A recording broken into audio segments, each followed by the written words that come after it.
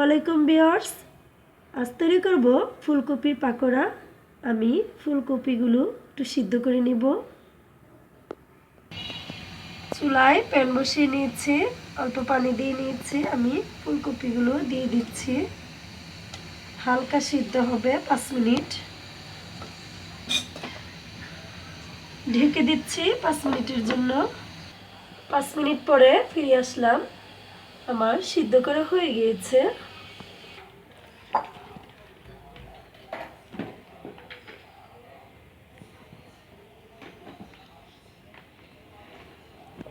সিদ্ধ করা হয়ে গিয়েছে।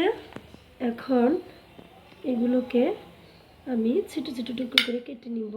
এরকম করে দেখেন ভিউয়ার্স,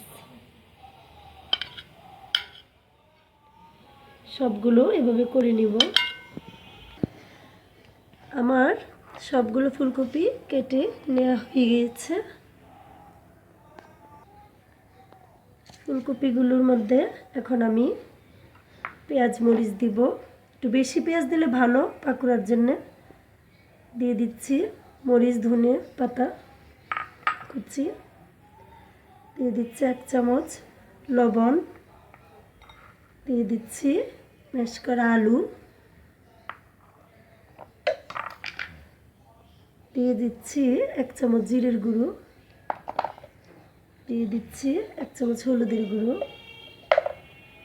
দিয়ে দিচ্ছি আধা কাপের মতো ময়দা। একটু মাখাতে হবে আলতোভাবে, বেশি মাখানো যাবে না। মাখানো হয়ে গিয়েছে, এখন আমি তেলে ভেজে নিব। চুলায় প্যান বসিয়ে নিলাম, ডুবো তেলে ভাজতে হবে পাকোড়াগুলো। আমি একটা একটা করে দিয়ে দিচ্ছি।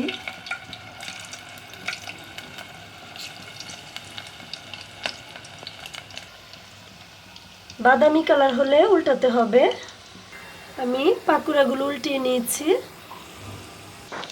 হয়ে যাচ্ছে।